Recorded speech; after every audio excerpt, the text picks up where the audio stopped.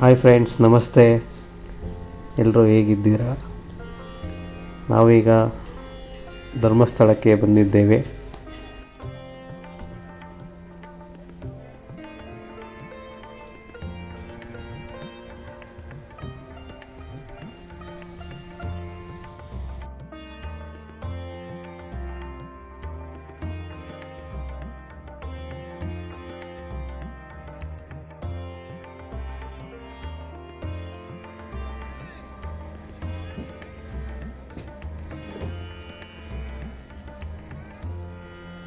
So ಇವತ್ತಿನ ವಿಡಿಯೋದಲ್ಲಿ ನಾವು ವಿಸಿಟ್ ಮಾಡಿರುವಂಥ ಧರ್ಮಸ್ಥಳದ ಸುತ್ತಮುತ್ತಲಿನ ಜಾಗಗಳನ್ನು ನಿಮಗೆ ತೋರಿಸ್ತೀವಿ.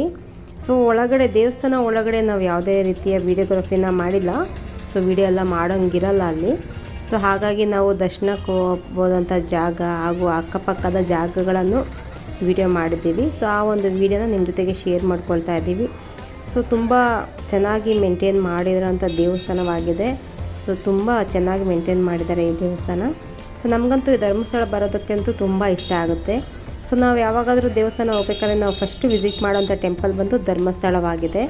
ಸೊ ಅಟ್ಲೀಸ್ಟು ವರ್ಷದಲ್ಲಿ ಒಂದು ಸಲ ಆದರೂ ನಾವು ಭೇಟಿ ಮಾಡ್ತಾ ಇರ್ತೀವಿ. ಸೊ ಯಾರೆಲ್ಲ ಧರ್ಮಸ್ಥಳಕ್ಕೆ ಭೇಟಿ ನೀಡ್ತೀರೋ ಅವ್ರಿಗೆಲ್ಲ ಇಲ್ಲಿ ಸ್ಟೇ ಆಗಲಿಕ್ಕೆ ರೂಮ್ ಫೆಸಿಲಿಟಿ ಎಲ್ಲ ಇರುತ್ತೆ. ಸೊ ಹಾಗಾಗಿ ವಸತಿ ಗೃಹಗಳಂತ ನಿಮಗೆ ಎಂಟ್ರಿ ಪಾಯಿಂಟಲ್ಲೇ ನಿಮಗೆ ತುಂಬ ವಸತಿ ಗೃಹಗಳು ಸಿಗುತ್ತೆ.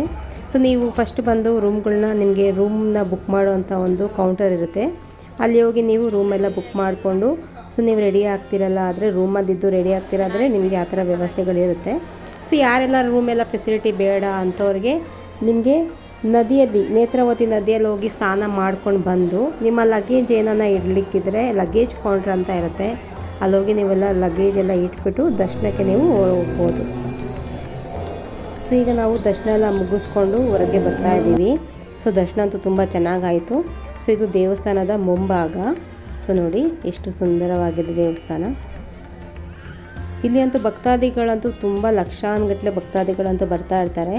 ಸೊ ದಿನನಿತ್ಯ ಅಂತೂ ಭಕ್ತಾದಿಗಳಂತೂ ತುಂಬ ಬರ್ತಾ ಇರ್ತಾರೆ. ಸೊ ನೋಡಿ ಎಷ್ಟು ಚೆನ್ನಾಗಿದೆ, ಎಷ್ಟು ಭಕ್ತಾದಿಗಳಿದ್ದಾರೆ.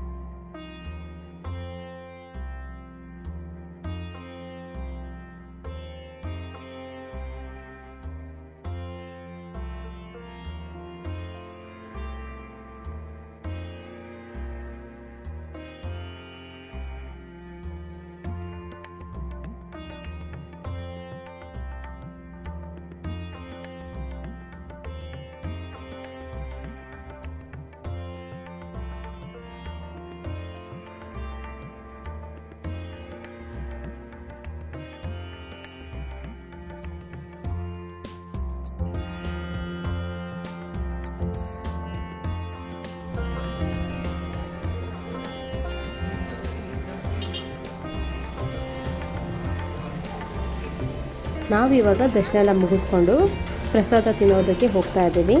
ಸೊ ಈ ಜಾಗ ಬಂದು ನಮಗೆ ಪ್ರಸಾದ ನೀಡುವ ಸ್ಥಳವಾಗಿದೆ. ಸೊ ನೋಡಿ ತುಂಬ ಚೆನ್ನಾಗಿದೆ ಇದು. ಈ ಜಾಗನೂ ಅಷ್ಟೇ. ನಾವು ಸ್ವಲ್ಪ ನಡ್ಕೊಂಡು ಒಂದು ಅರ್ಧ ಕಿಲೋಮೀಟರ್ ಅಂತೂ ನಡ್ಕೊಂಡು ಒಳಗೆ ಹೋಗಬೇಕಾಗುತ್ತೆ. ಸೊ ಇದು ಸ್ವಲ್ಪ ಕ್ಯೂ ಥರನೇ ಇರುತ್ತೆ.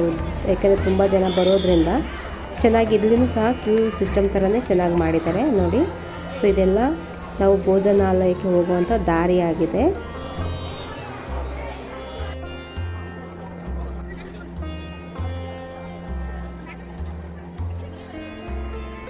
ಸೊ ಈ ಸ್ಥಳ ಬಂದು ಭೋಜನಾಲಯದ ಮುಂಭಾಗ. ಇದು ಎಂಟ್ರಿ ಪಾಯಿಂಟು.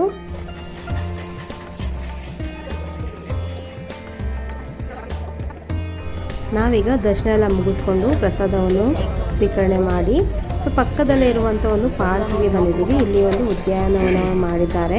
ಸೊ ಯಾರೆಲ್ಲ ಭಕ್ತಾದಿಗಳು ಬರ್ತಾರಲ್ಲ ಸೊ ಅವರು ವಿಶ್ರಾಂತಿ ಪಡೀಲಿಕ್ಕಾಗಿ ಮಾಡಿರುವಂಥ ಉದ್ಯಾನವನ ಇದು. ನೋಡಿ ಎಷ್ಟು ಸುಂದರವಾಗಿದೆ ಇದು. ಸೊ ತುಂಬ ಚೆನ್ನಾಗಿ ಮೇಂಟೈನ್ ಮಾಡಿರುವಂಥ ಪಾರ್ಕ್ ಇದು. ನೋಡಿ ತುಂಬ ದೊಡ್ಡದಾಗಿದೆ ಇಲ್ಲಿ.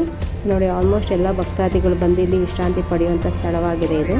ಸೊ ಅಷ್ಟೇ ಕ್ಲೀನಾಗಿ ಇಟ್ಕೊಂಡಿದ್ದಾರೆ, ಯಾವುದೇ ರೀತಿ ಕಸವಾಗಲಿ ಏನೇ ಒಂದು ಹಾಕಲಿಕ್ಕೆ ಬಿಟ್ಟಿಲ್ಲ, ಅಷ್ಟೇ ಚೆನ್ನಾಗಿ ಮೇಂಟೈನ್ ಮಾಡಿದ್ದಾರೆ.